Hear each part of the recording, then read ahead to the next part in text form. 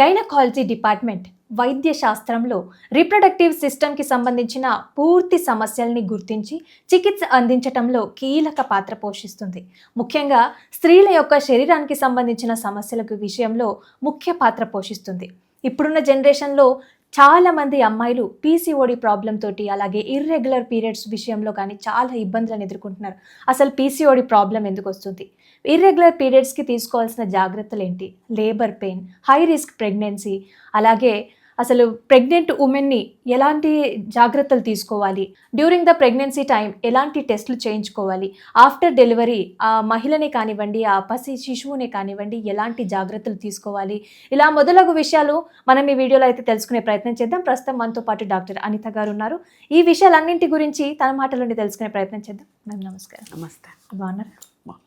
నేను doctor Anitha, consultant gynaecologist at RNC hospitals Balanagar. ఇప్పుడున్న జనరేషన్లో చాలామంది ఎదుర్కొంటున్న సమస్య పీసీఓడి ప్రాబ్లం. అసలు ఈ పీసీఓడి ప్రాబ్లం అనేది ఎందుకు వస్తుంది, అసలు రాకుండా ఉండడానికి ఎలాంటి జాగ్రత్తలు తీసుకోవాలి, వచ్చిన తర్వాత నివారించడానికి ఎలాంటి చికిత్స తీసుకోవాలి, అసలు మన లైఫ్ స్టైల్ని పూర్తిగా ఎలా మార్చుకుంటే బాగుంటుంది అంటారు? పీసీఓడి అంటే పాలిసిస్టిక్ ఓవేరియన్ సిండ్రోమ్. పీసీఓడి అంటాము, పీసీఓఎస్ అని అంటాము. పాలిసిస్టిక్ ఓవేరియన్ డిసార్డర్ సిండ్రోమ్ రెండు ఒక్కటే. కొన్ని ఎక్స్ట్రా సిమ్టమ్స్తో కలిపి వస్తే సిండ్రోమ్ అని అంటాము. పీసీఓడి అంటే ఓన్లీ పాలిసిస్టిక్ ఓవరీస్ ఉంటే పాలిసిస్టిక్ ఓవేరియన్ డిసార్డర్ అని అంటాము.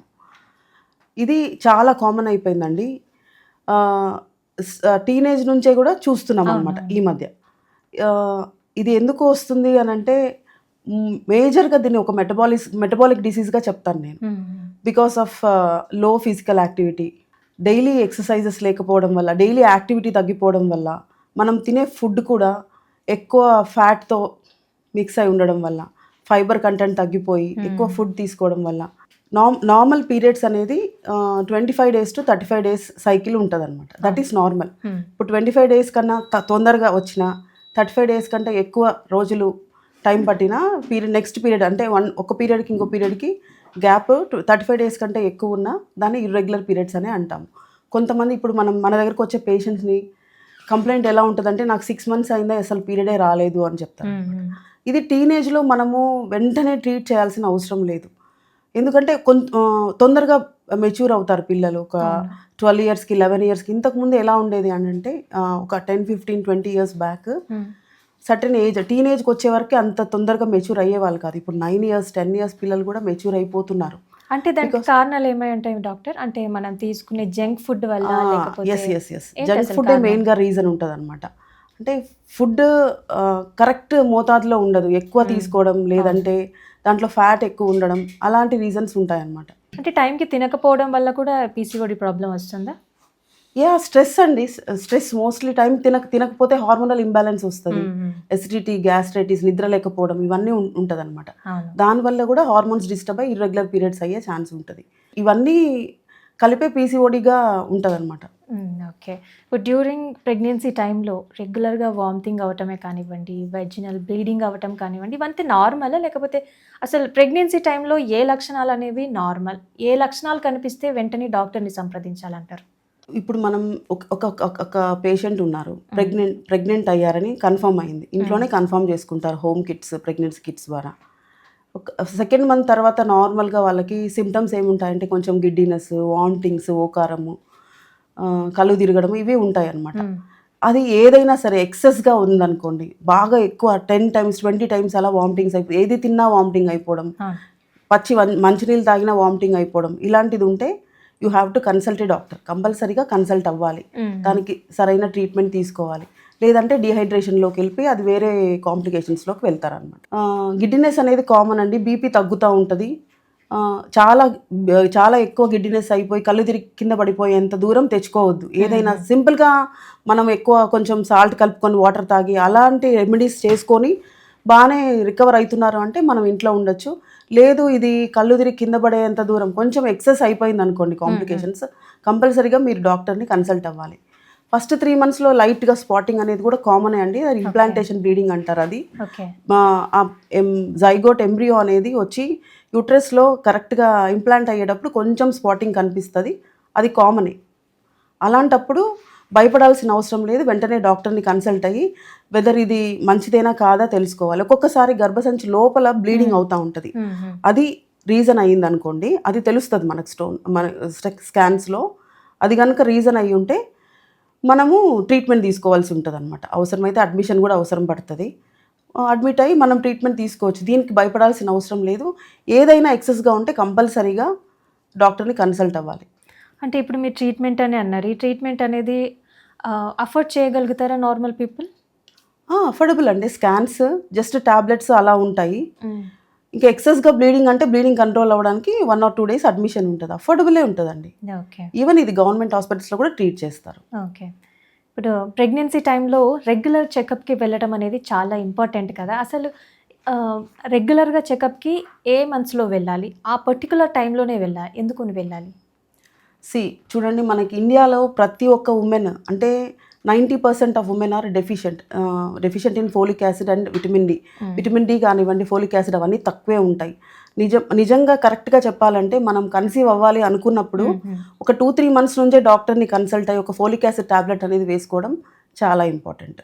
సో ఇప్పుడు కన్సీవ్ అయ్యాం, మనము పాజిటివ్ వచ్చింది అంటే వెంటనే డాక్టర్ని వెళ్ళి కలవాలి. కలిసి ఎర్లీ ప్రెగ్నెన్సీలో ఏమేమైతే ట్రీట్మెంట్, ఫోలిక్ యాసిడ్ సపోర్ట్ ఇవన్నీ ఉంటాయన్నమాట. అవి తీసుకొని స్టార్ట్ చేసుకోవడం better. Every monthly once checkup ఉంటుంది 7th month వరకు. 8th monthలో మనకి 15 days వన్స్, అంటే 8th monthలో 2 చెకప్స్ ఉంటాయి. 9th monthలో ఎవ్రీ వీక్లీ వన్స్, అంటే 3-4 చెకప్స్ ఉంటాయన్నమాట. 37 weeks అనేది టర్మ్. 40 weeksకి డెలివరీ డేట్ ఇస్తారు. టర్మ్ అంటే బేబీ మెచ్యూరిటీ కంప్లీట్గా పూర్తయినట్టు. 37 weeks తర్వాత ఎనీ టైం తనకు పెయిన్స్ రావచ్చు, వచ్చినా అది నార్మలే. 37 to 40 weeks మధ్యలో పెయిన్ వచ్చి డెలివరీ అయ్యింది అనుకోండి, బేబీ సేఫ్గానే ఉంటుంది.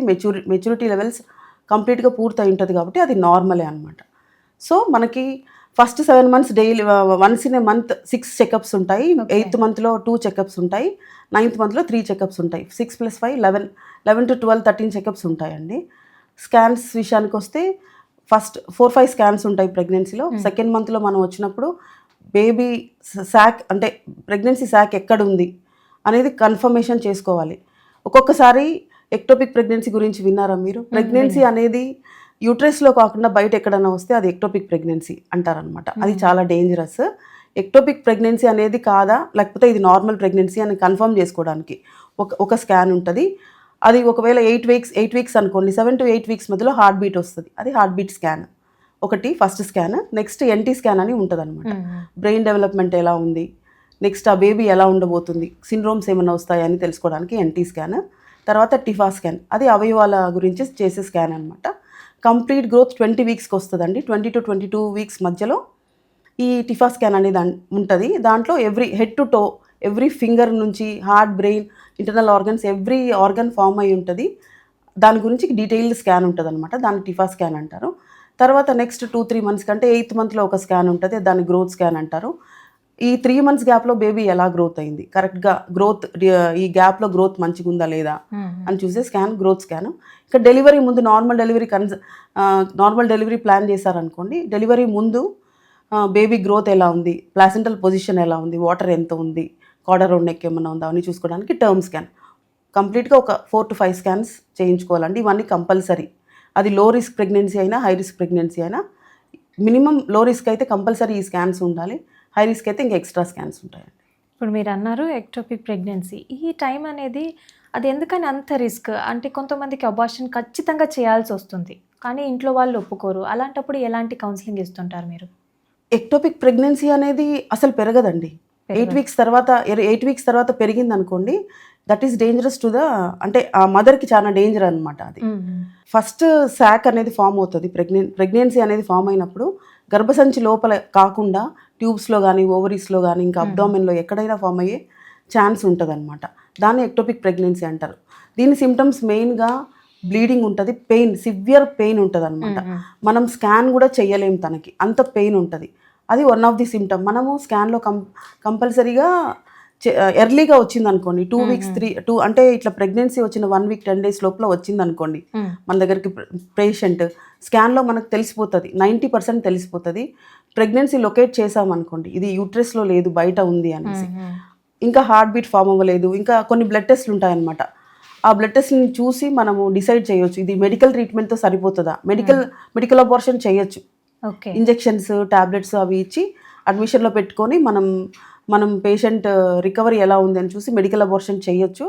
లేదు అని అంటే ఒకవేళ ట్యూబ్లో ఉంటే ట్యూబ్ని తీసేయాల్సి వస్తుంది. అంటే గర్భసంచిలో కాకుండా బయట ఎక్కడ వచ్చిన ప్రెగ్నెన్సీ అది గ్రో అవ్వదండి, అది తీసేయాల్సింది కంపల్సరీ. దాన్నే ఎక్టోపిక్ ప్రెగ్నెన్సీ అంటాం. అది నెగ్లెక్ట్ చేసాము, మనం ట్రీట్మెంట్ వెంటనే టైంకి ఇవ్వలేదనుకోండి, అది మదర్ ప్రాణానికే ప్రమాదం.